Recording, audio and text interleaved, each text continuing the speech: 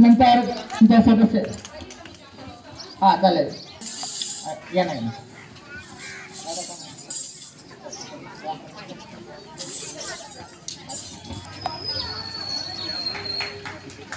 धन्यवाद ताई.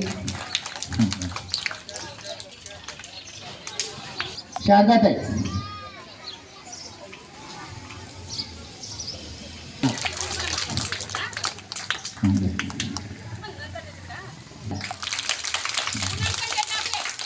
चल पुन्हा मी या गोविंदा दादा तुमच्या